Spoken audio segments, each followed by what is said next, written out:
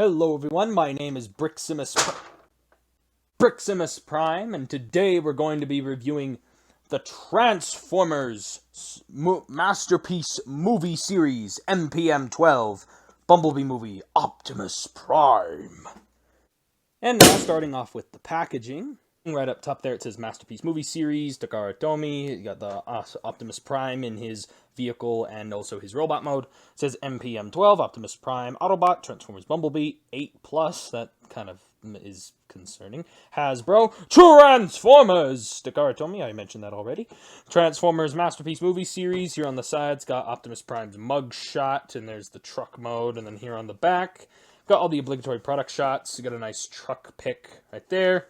And it mentions about his light piping and articulated head, ion blaster, and all the stuff we'll be taking a look at in this review. Authentic Transformers!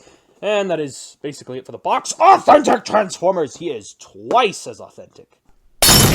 And now getting into the accessories. The ion blaster and matrix of leadership.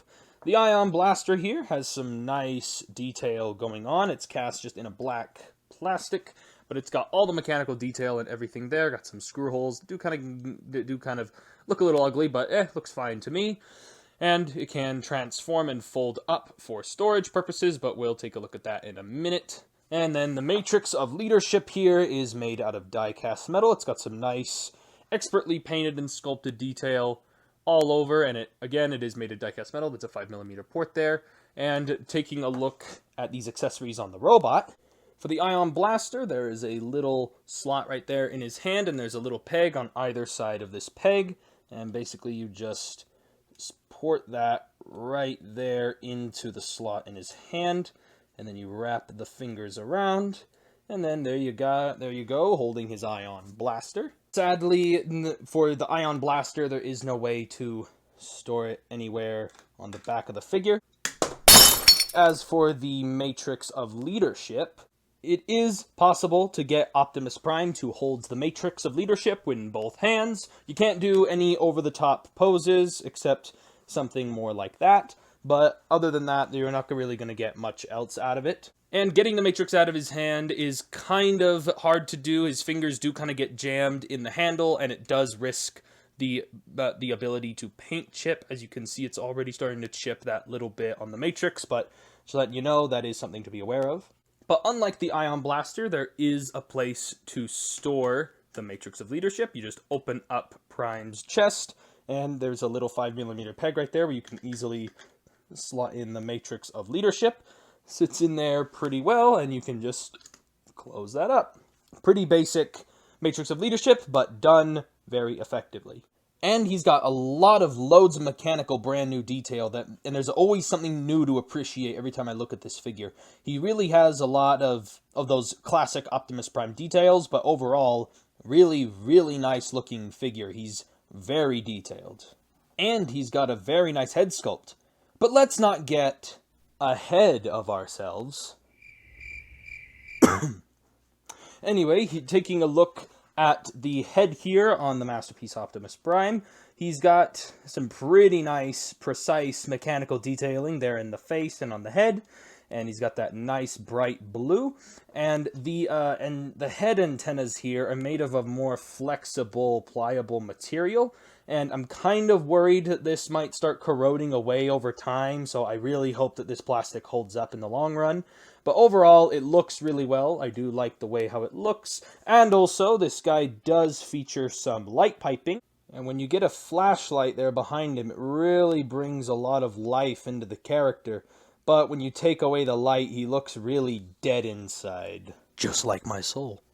Just some other little details here that I wanted to take note of. Here on these little smokestack shoulder pads, they are spring-loaded. So when you go around posing the figure and you put it down, they do just kind of pose around with it. And I also like how this blue plastic is just clear enough that you can still see some mechanical detail under there. And another detail I like is here on the thighs, you can see this slight black wash going over it, almost like he's got a lot of battle damage and a lot of war, like he's been through a whole lot. And the kibble on this guy is actually pretty minimal. If you guys don't know what kibble is, it's basically just extra bits from a vehicle mode left over on the robot mode. Some bits of kibble are pretty good, like the wheels on Optimus Prime from the truck mode. Those are fine, but these bits right here on the back of his forearms, those are very clearly bits from the truck that were not meant to be there. But overall, the kibble management is pretty good on this guy. And now getting into the posability of this guy. His head can rotate on a swivel joint. He can look up and down ever so slightly. Shoulders can rotate a full 360. They can move in, they can move out and in, and previously mentioned spring-loaded shoulder pad. Elbows can bend all the way up, but when you try to bend them back, sometimes this transformation joint bends instead of the actual elbow, so just be aware of that. Wrist swivels. Fingers can open, and he does have a separate trigger finger out of all of them. He does have a separate trigger finger, and then the thumb is on a ball joint. He does get a waist swivel, which swivels pretty well. Front skirts move up, and the side skirts move up, and also the back skirts move. So that allows for a pretty good kick, allows him to move back that far, and allows him to move outward all the way. Very, very nice. Bend at the knee. Ankles do move up and down ever so slightly, and he can pivot just that little bit, but it does do quite a bit when posing this guy around. Other than that, that is really it for the posability. And now getting into the size comparisons, here we have Studio Series AOY Mech Dark Commander, or Bumblebee Movie Nemesis Prime. Studio Series 86 Leader Class Grimlock for Leader Class size comparison. And finally, here he is with the Siege Commander Class Jetfire, just for a Commander Class size comparison. And now, getting into this guy's transformation. And the instructions are kind of an overly large fold out, and they make it look really, really complicated, but really this thing is actually not that hard to transform, at least compared to other Masterpiece Transformers.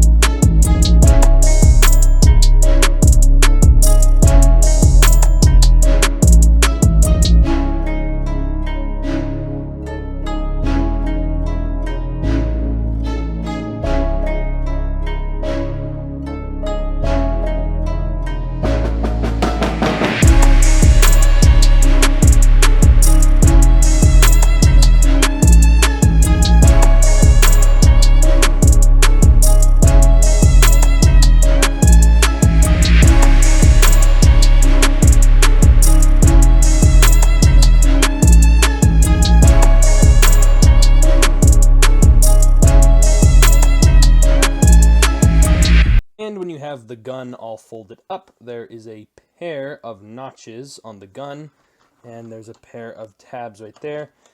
And for weapon storage, you can just plug the gun right there on the back of the truck. Not very elegant, but it's there. And overall, it's a pretty convincing truck mode. And why did they give the truck cat ears? The truck has very nice mechanical detail going all throughout it, and it's got cleanly painted details and Autobot logo and all that good stuff, and the truck rolls pretty well, as long as you don't look at the back. This hole is just as empty as my stomach. Man, I'm hungry. So yeah, so the truck doesn't have any kind of trailer hitch or anything, and it's really just the legs folded up in a weird way, and the back isn't really that great, but the front half, this cab, is really nicely done, minus the cat ears, but overall, I really do like the truck mode. So, and now for size comparisons. AOY Mech Dark Commander, Studio Series 86 Grimlock, and the Siege Commander class Jetfire. Other than that, there isn't really much else to say about the vehicle mode. I mean, it's a red and blue truck. Like, what else is there to say about Optimus Prime's vehicle mode that hasn't already been said? And yeah, I really do like this guy. He's got great posability, great detail, great paint applications, not so many accessories that overly inflate the price, but not that it was already inflated anyway, but he does have just the bare minimum that an Optimus Prime needs, though the truck could have used a little bit more work. But overall, this figure is really nice. If I had to give him a solid rating with everything in consideration, the posability, the detail, and, you know, just everything in general, I give this figure a solid 8 out of 10. He does have some issues, and they could have been improved upon, which is why he's lost a few points, but overall, this figure is still a really nice addition to the collection, but the price of admission for most people is a little steep. But I do like him, and if you guys enjoyed this video, be sure to subscribe to the channel for more Transformers reviews. Be sure to leave a like on the video, and be sure to comment down below what you feel like, and be sure to share the video with anyone that you think would be interested in watching me. I really need to work on getting more people in my audience, but hey, I would really appreciate it if you would share. So anyway, that is basically it for this review. This has been Briximus Prime, and I'll catch you guys next time.